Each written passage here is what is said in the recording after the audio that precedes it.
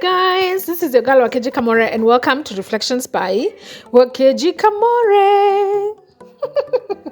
Good morning, good afternoon, good evening, depending on the time that you get to listen to this. Thank you so much for being part of this journey. And today we are looking at the book of Ecclesiastes and we are in the chapter number 4. I'm going to be reading this from the easy to read version, and then after that I'm going to share with you what my insights are and what it is that I have learned from this chapter. And I do hope that you get your time to also read the chapter for yourself and just understand what it is that the Holy Spirit wants you to learn from this book. All right, this is chapter 4, guys. Easy to read version. Is it better to be dead? I don't like how this chapter is beginning. But anyway, so have all the other chapters begun with a lot of, it feels like I've given up with life. That's how it feels. Solomon, nini ilikuwa inakufanyikia hizi vitu ukiandika hii kitabu? Anyway, it says, again, I saw that many people are treated badly. I saw their tears and I saw that there was no one to comfort them. I saw that cruel people had all the power, and I saw that there was no one to comfort the people that they hurt. I decided that it is better for those who have died than for those who are still alive. And it is even better for those who die at birth, Jesus, because they never saw the evil that is done in this world. Then I thought, why do people work so hard? I saw people try to succeed and be better than other people. They do this because they are jealous. They don't want other people to have more than they have. This is senseless. It's like trying to catch the wind. Some people say it is foolish to fold your hands and do nothing. If you don't work, you will starve to death. Maybe that's true. But I say it is better to be satisfied with a few things It is better to be satisfied with the few things you have than to always be struggling to get more. Again, I saw something else that didn't make sense. I saw a man who has no family, not a son, not even a brother, but he continues to work very hard. He's never satisfied with what he has. And he works so hard that he never stops and asks myself, why am I working so hard? Why don't I let myself enjoy my life? This is also a very bad, senseless thing. 2 people are better than 1. When 2 people work together, they get more work done. If one person falls, the other one can reach out to help. But those who are alone, when they fall, no one can help them. If 2 people sleep together, they will be warm. But one person sleeping alone will not be warm. An enemy might be able to defeat one person, but 2 people can stand back to back to defend each other. And 3 people are even stronger.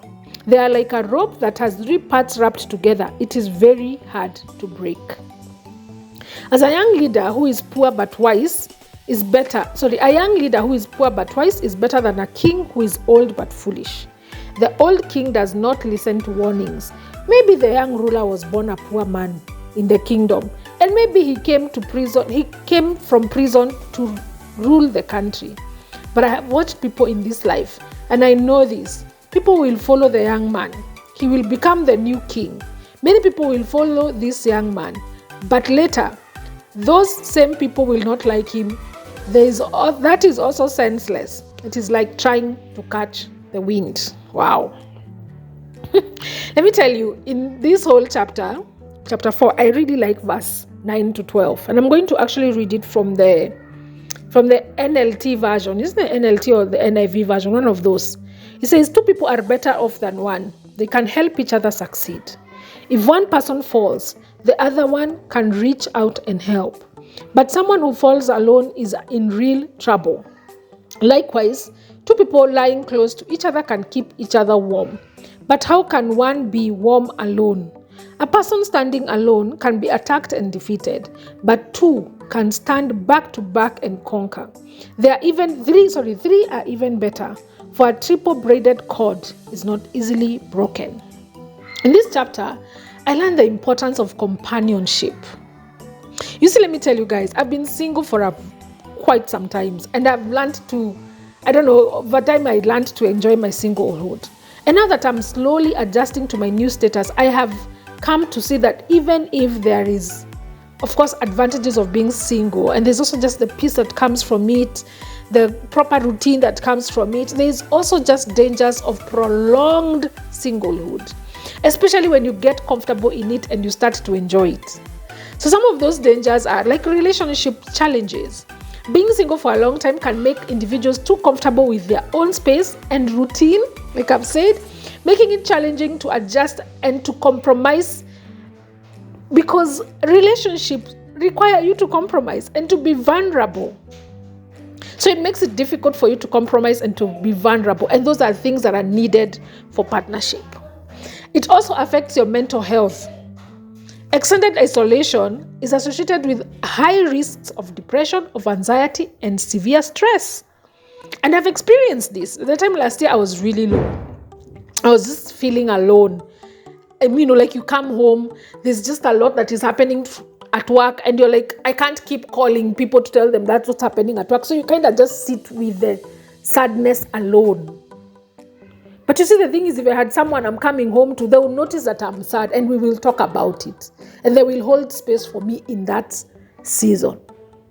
The other thing that I've seen to be a danger of being single, especially being single for a prolonged period of time. I'm not saying that people shouldn't be single, so they should be jumping from one relationship to another. No, I'm talking about prolonged singlehood, where you even start to enjoy it, where you're not even looking for a relationship, and you're just like so happy, because that's the space I've been in.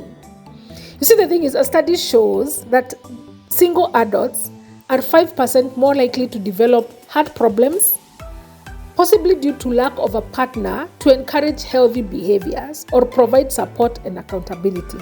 You see, the thing is, when I come into my house and I lock my door, I can eat bread and milk every single day of my life. I can buy chapos on the road. I don't have to come and cook.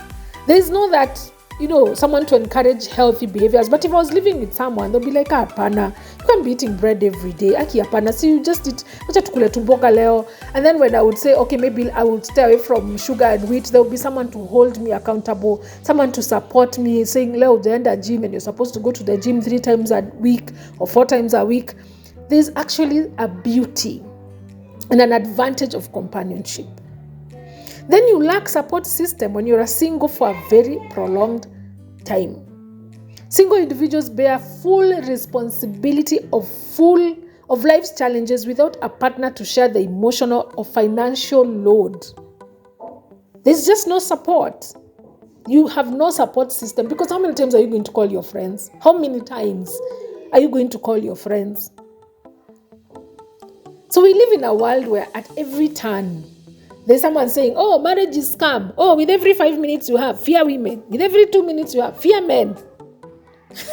But let it sink in that even if Solomon thought that everything else was meaningless, vanity, useless, senseless, even when he thought that he actually thought that companionship was a good idea. Can you imagine that he thought everything was meaningless, yet he thought that companionship was actually a good idea? Then it must have been a big deal to have companionship. It must be a big deal to have companionship in this life. Let that sink in. So the next minute you're thinking of isolating yourself. The next time you're thinking, oh, me, I don't even need a man. Me, I don't need a girl. I don't need marriage. I don't need this. Let it sink. That Solomon alisema kila kitu ni meaningless. Kila kitu. But one of the things he said that actually this makes sense is companionship. Let that sink in. Because let me tell you, it is sinking in for me. Thank you so much for listening, and see you tomorrow.